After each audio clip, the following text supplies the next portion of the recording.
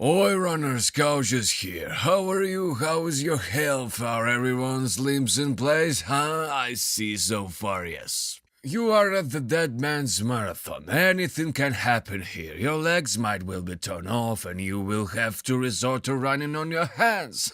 Well, let's talk about everything in order. So you operate in teams of 3 people. At the very beginning, your squad must choose a landing point. Let us have democracy at least somewhere. You can vote for your favorite point. The landing will take place at the point that gets the most votes. As soon as you land, you will immediately receive a task that you will have to complete as part of the marathon. The tasks are very different, from cleaning enemies to searching for some important item. Once you have completed your task, you will have access to evocation. Completing a task also increases views. The more views, the richer you are. Nobody likes to run around with boring starting gear, so you might want to look for some cooler gear. There are 3 ways to get it.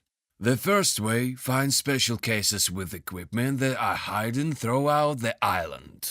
There are 3 types of cases.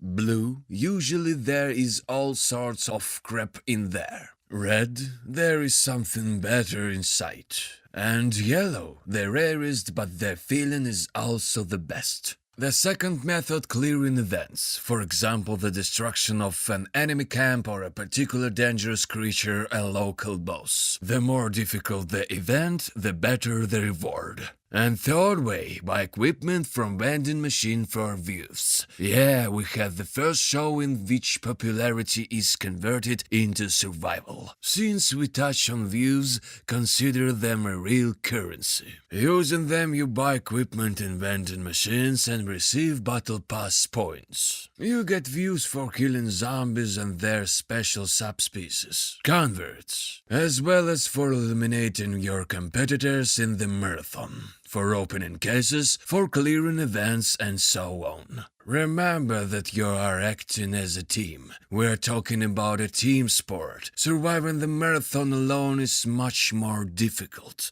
If your comrade suddenly went down, was filled with lead or beaten by zombies, you will have to hold out for a certain time before he comes back to you again. Now let's talk about the final part of the show, the evacuation. A successful evacuation makes you the winner of the show and gives you a lot of views. Access to evacuation, as I already said, opens after you complete your task, or 15 minutes after the start of the show.